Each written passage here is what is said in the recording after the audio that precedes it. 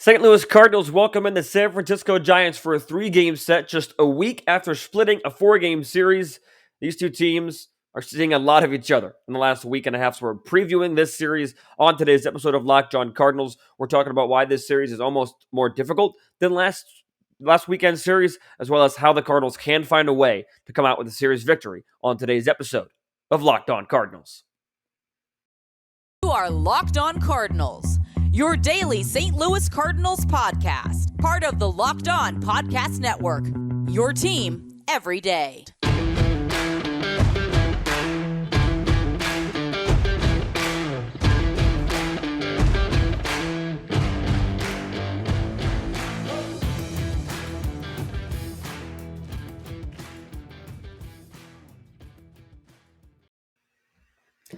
Hello and welcome to the Locked On Cardinals podcast for Friday, May the 13th.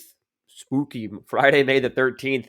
Happy Friday, everybody. Thanks for tuning in. You made it to Friday. I don't know what your week's been like, but whatever it's been like, you've made it to Friday. Thanks for tuning in and making Locked On Cardinals your first listen of the day each and every day, Monday to Friday. I am Lucas Smith, host of the show, repping some Mizzou today. For those of you who are watching on the podcasting platform, or the YouTube platform, rather, I'm graduating this weekend, so figured I'd represent a little bit of Mizzou today.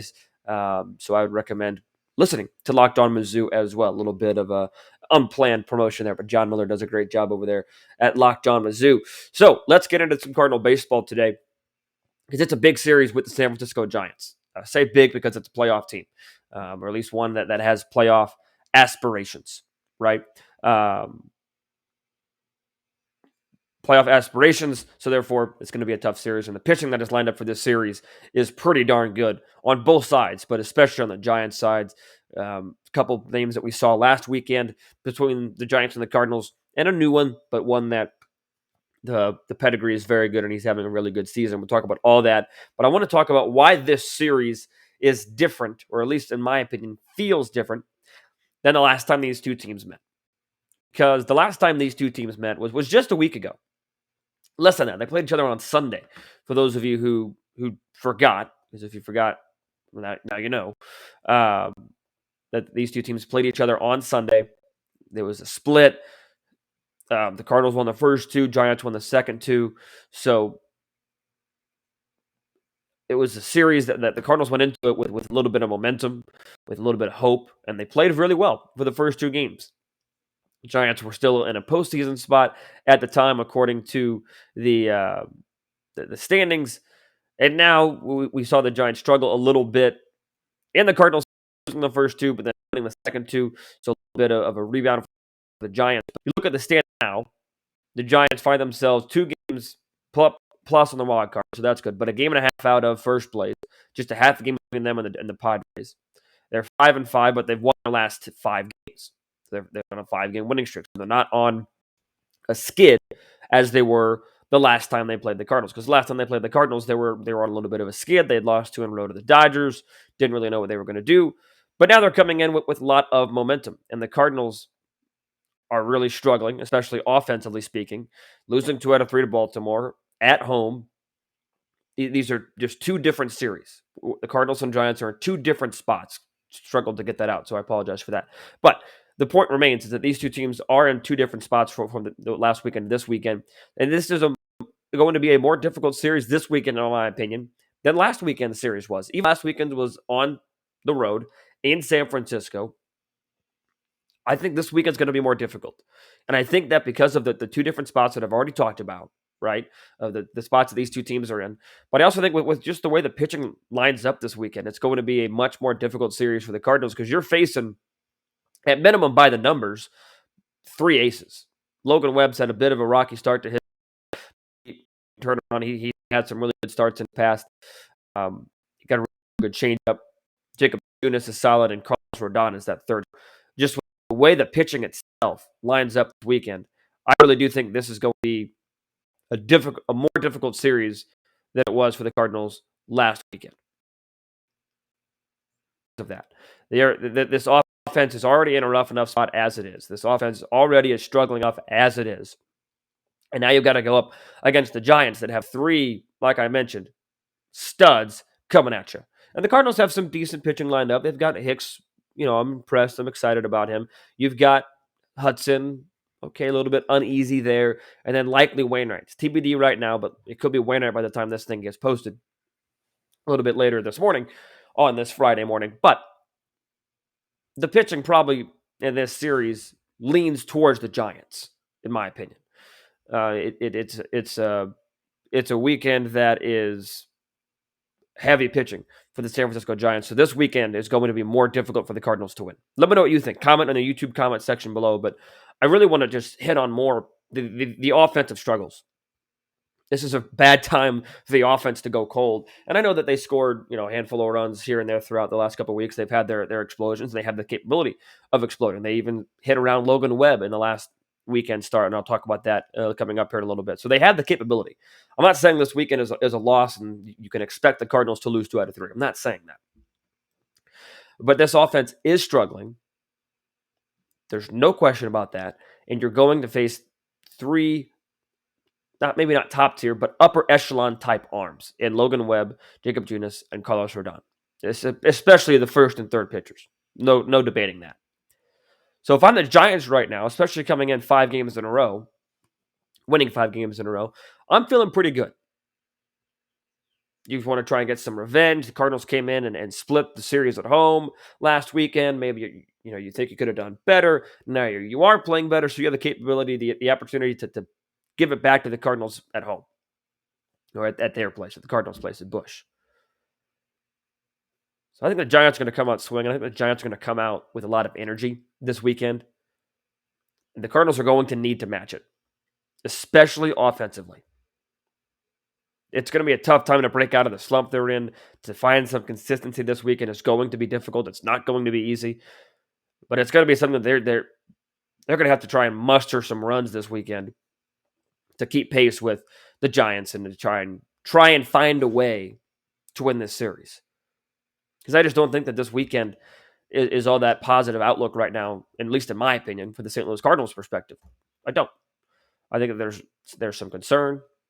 I've talked about it. Let me know what you think. Comment in the YouTube comment section below. DM me on Twitter at LJ Fastball. DM the show on Twitter and Instagram at LO_Cardinals. So with the general theme of worry already discussed, let's go ahead and get into specific probables, because probables are already announced for this weekend, except for one game, and I already talked about that it will likely be Wainwright on Sunday. So we're going to get into probables and kind of break it down. The old Ken Murphy says, break it down from a fundamental standpoint. So we'll do that coming up here in just a moment. But first, I want to tell you guys about the best tasting protein bar in the entire business, and that is a Built Bar.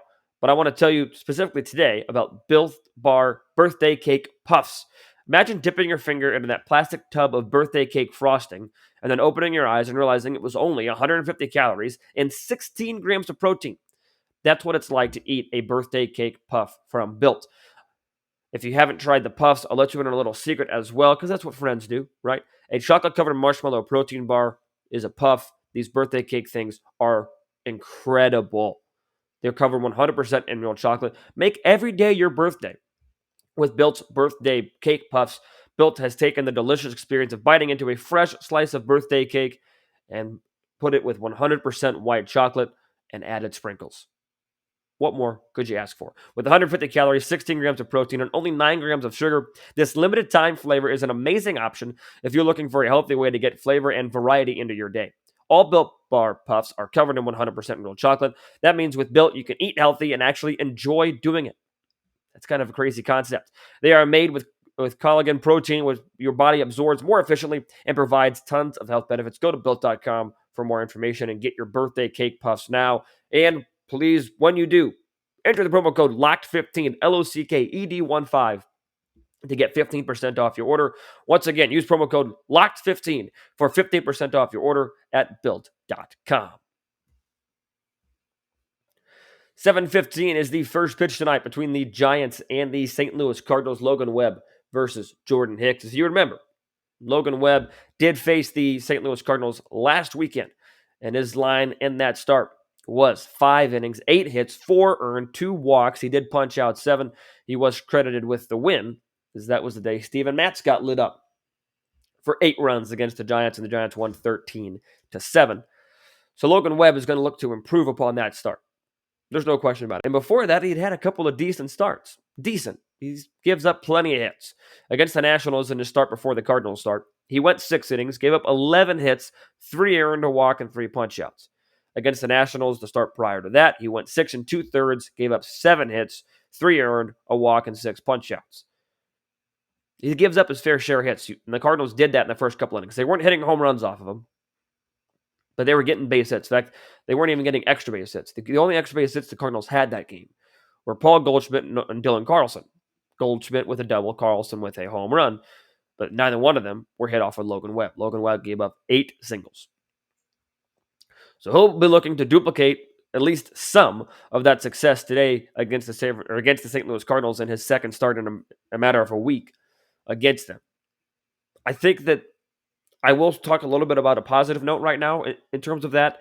When you see a pitcher more than once, when you start to see him multiple times, the advantage starts to tip towards the batter. Because you get a little bit more familiar with him, you get some repetition with him. So I think that is something the Cardinals can take into account, that you're going to see him again. You got some repetition, you've got some background. It's not just film you're going off of. You can go off of real experience. According to MLB.com, Nolan Arenado is 3 out of 10 with an RBI against Webb. Bader's 2 out of 2. Dylan Carlson's 0 out of 5, and Pujols is 0 out of 4.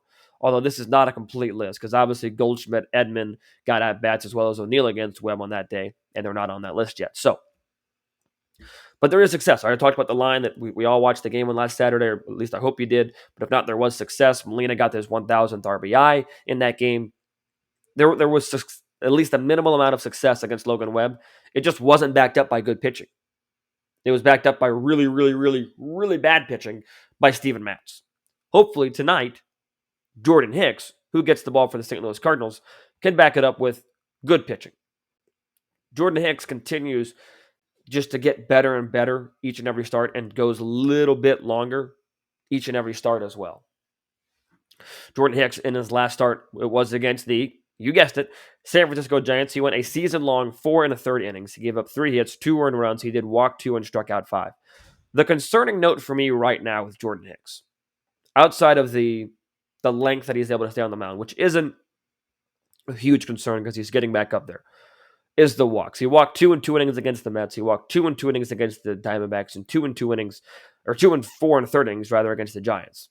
It was 2 and 3 1/3 against the Diamondbacks, but he's got 10 walks in just 16 2/3 of innings pitched. Doesn't give up a ton of hits, so his whip is still pretty low at 1.20. But the walks, that's what's concerning to me at this point, at this juncture for Jordan Hicks. To me, I think we're starting to get to the point where Jordan Hicks' stuff looks really good, and you can start to find some positives in the stuff out of Jordan Hicks. Now it's time to start to see the length. Because if you remember, when I first started talking about my expectations for Hicks as a starter, it wasn't necessarily for him to go 4, 5, 6 innings. Yeah, I would have liked that. I talked about that as a part of it. But the main part was what is his stuff going to play out over a turn or two through the rotation? How's his slider going to hold up? How's his fastball velocity going to hold up? The movement on that thing. What's his changeup going to look like? We're starting to see that, and we have seen, at least I've seen, in my opinion, that his stuff plays as a starter. Yeah, we have not seen the length yet. I understand that. He's thrown 281 pitches this season. Let's have him throw a few more before we start judging him on the length that he's able to stay out there on the mound. We knew that this was not going to be a snap your fingers, he's a starter, going to go 6 innings process. I think today, the pitch count should be lifted, I would hope. But, I mean, you look over his game logs, and you see the innings just continue to get longer. Really, they either stay the same, with the exception of one start. They either stay the same or go up. They were 2 innings in his first 2 appearances in Kansas City against Milwaukee, 3 innings in a start against Miami, down to 2 against the Mets, and then 3 1/3 in Arizona, 4 1/3 in San Francisco. Track record would show you that he's going to go 5 1/3 tonight. So I think a win tonight for Jordan Hicks, outside of the stat book and outside of the line, whatever that shows, I think a win tonight would be Jordan Hicks going 5 innings. And as a number 5 starter, which is what Jordan Hicks slotted out to be, that's not a terrible thing. It is simply not. I would be okay with Jordan Hicks giving the Cardinals 5 innings tonight. They're going to have to find a way offensively to get to Webb like they did last game, which is not an easy feat. But Jordan Hicks is going to have to back up his team. At home, Friday night. Hopefully it's a good crowd on hand. It's supposed to be decent weather, I think. I know it's supposed to storm a little bit here in Columbia tonight, but we'll see what Hicks is able to do. I know I say that a lot, but I'm excited for Jordan Hicks. I think that he should be able to go 5 innings tonight. If his stuff is the way it's supposed to. If his stuff behaves the way it's supposed to, I think 5 innings is a very good expectation for Jordan Hicks tonight. I do. Let me know again what you think. I always look forward to reading the comment section in the YouTube comment section. So let me know what you think about Jordan Hicks tonight, because tomorrow it's an afternoon game. We got 2 night games this series, so tomorrow's afternoon game is out of the ordinary for this weekend. It's a 1:15 first pitch, and it'll be Dakota Hudson getting the ball for the St. Louis Cardinals, and it'll be Jacob Junis getting the ball for the San Francisco Giants. Dakota Hudson, plain and simple. I'll start with Hudson this time. I'll keep it Cardinals. Dakota Hudson needs to find it. I'm high on Hudson. I've been positive on Hudson. I've been excited about what Dakota Hudson can do. It's time for him to straight up find it. He had the 6 innings of shutout baseball against Arizona. That's great. 6 innings, 3 earned against the Kansas City Royals. He did walk 2, gave up 9 hits. It's going to happen with a sinker baller. I've talked about that a lot. This point still stands. And then against the Giants in his last start, 4 2/3, 5 hits, 3 earned. And you know what the kicker is? 4 walks. When he walks batters, he is not successful. He's got 15 walks and 30 1/3 innings pitched this year. When he walks batters, he just simply is not effective. Some guys have the stuff to get around it. I just don't think Dakota Hudson has the ability to do that with his stuff. I think that he needs to be able to get outs on the ground efficiently and not walk batters. Hopefully, he's able to take the lessons from his time in San Francisco, those lessons, and turn them into a positive. Although, like I mentioned, seeing a guy the second time around usually benefits the offense. And he's facing a familiar foe, not only in the Giants, but on the 8th of May, Dakota Hudson pitched against Jacob Junis. Junis on the year is having a really good year in 3 games, 1 start. He's got 5 innings in his last start, 3 hits, 2 earned, 2 walks. That was against the St. Louis Cardinals. And that was his first start of the season. But in his other 2 appearances, he also went 5 innings. 5 innings on the 22nd of April against Washington, 5 innings on the 27th of April against Oakland, and as I mentioned, 5 innings against the St. Louis Cardinals as well. So for me, the key is Dakota Hudson not walking batters. He tends to be better at home, but the key for Dakota Hudson is not walking batters and keeping the ball in the ballpark. It's not easy to do in San Francisco, or it's easier to do in San Francisco. Still got to find a way to do it here in St. Louis. Dakota Hudson was not tagged with a loss because the Cardinals were able to tie it before he left, and Hernandez Cabrera ended up getting tagged with a loss that game. But even in that game, Dakota Hudson gave up a home run. Gave up the home run to Lamont Wade Jr. We'll see what Hudson's able to do. I'm really high on Hudson. I think that he's been better than people give him credit for. But it's time to just put it all together for 1 start. And does that fix his season? Does that make him the ace? Does that make him? No. I understand that. Comprehend that. Got that. But he can silence a lot of doubters with a good start tonight against the San Francisco Giants. Or tomorrow afternoon, against the Giants. If he's able to put some things together, go 6 innings, 5, 6, 7. That'd be so crazy. 7. 5, 6, 7 innings. Walk 2 or less. Not give up 10 hits. Not give up a home run. And give his team a chance to win. Because those who have listened or have watched for a while this show, you guys know that's my biggest thing from a starting pitcher. Keep your team in the game and give them a chance to win. That's the mark of a good pitcher, especially when they're able to do that with their not A+ stuff. And you know who's really good at that, traditionally speaking?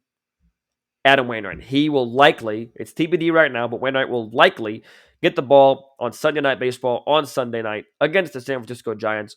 We're going to talk about that game as well as the extremely difficult task the Cardinals offense has on Sunday night coming up here in just a moment. But first, I want to let you know that our partners at BetOnline continue to be the number one source for all of your betting needs and sport info. There's no other place to go. You can find all the latest odds, news, sports developments, including this year's basketball and NHL playoffs, Major League Baseball scores, fights, and even next year NFL futures. The NFL schedule was released, so NFL futures are hot right now. BetOnline is your continued source for all of your sport wagering information, whether it's live betting, playoffs, esports, so much more. Whatever you can think about, BetOnline has it. So head to the website today or use your mobile device to learn more about the trends and action. BetOnline is where the game starts. It's going to be a tall task, like I said, last segment for the Cardinal offense tonight. But before I do tell you that, I want to tell you about Locked On Now. Thank you for making Locked On Cardinals your first listen. Make your next listen, make it Locked On Now. They have recaps of MLB games with analysis from our local experts, taking fans through the season like no other network. No other network, guys. Locked On does it like nobody else. Free and available wherever you get your podcasts, just like this podcast. Free and available on YouTube, on Spotify, on Apple, on Google, on Stitcher, on Megaphone, wherever you want it. Locked On is there. So on Sunday, the Cardinals will be facing, they got the Sunday night, as John Ringer likes to say, Sunday night baseball game of the world on 6:08 Central Time, first pitch on Sunday. Again, right now it's listed as TBD, but for the Cardinals and for the Giants, it's Carlos Rodon. Carlos Rodon is somebody that got paid this offseason. He was with the White Sox for a long time. He had a gutsy performance in last season's October, especially in the AL. I want to say, it was DS because they didn't advance to the CS. He's got an electric fastball, electric stuff, and he has put it all together this season through his first 6 starts. He's 4-1, got a 1.8 ERA, 35 innings pitched, 53 punch-outs, and his whip is 0.91. Early season Cy Young favorite, or at least in the conversation. Cardinals got lucky, and even in a 4-game set, they missed out on facing good old Carlos Rodon in the last weekend series. But let's just take a look at his last 3 starts and tell you how dominant he's been. Against the Oakland Athletics on the 26th of April, 6 innings, 3 hits, an earned run, 2 walks, 9 punch-outs. Against the formidable Dodger lineup on the 3rd of May, 6 innings, 3 hits, 2 earned, 2 walks, and 3 punch-outs.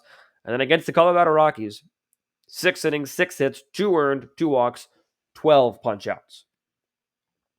If I were a betting man and I was going on BetOnline, I would probably take Carlos Rodon 6 innings. I don't know if that's a line or not, but I would say Carlos Rodon going 6 innings tonight is a pretty good bet considering his past as well as the Cardinal offense. This is going to be the toughest game in my opinion, because even the other two that are difficult, they do have pitchers that can baffle the Cardinals. They had success against Webb. They had some moderate success against Junis. Moderate, right? But Carlos Rodon is a different animal. He's a lefty, which Cardinals will tend to hit better, so that's a positive for St. Louis. Albert's probably going to start on Sunday night against the lefty. So they do hit lefties extremely well, so that's a positive going for them. But Carlos Rodon is not your average of the mill, just run him out there left-handed pitcher. Like I said, he's in the conversation early for the Cy Young, in my opinion. I don't think it's close. Not that he's like the guy, but he's in the conversation, and he's got to be. And the Cardinals are sending out Adam Wainwright. Likely. I hope it's Adam Wainwright. He's been cleared. He was from the bullpen yesterday. All signs are pointing to him starting on Sunday. And when I think of Sunday night baseball and Adam Wainwright, I think of a start he had against the Dodgers a few years ago. I think he struck out like 11, went 6 or 7 innings or something like that. It was a close game, struck out Puig or somebody late in the game. I just got a gut feeling. Again, those of you who listen to a long time know, and if not, I'm going to tell you right now. I don't tend to bet against Adam Wainwright. I still don't, despite his slow start. I really don't bet against Adam Wainwright when he's at home. And I'm really not going to bet against Adam Wainwright when he's at home, when the spotlight is on him. Sunday Night Baseball, a lot of eyes on this one on ESPN.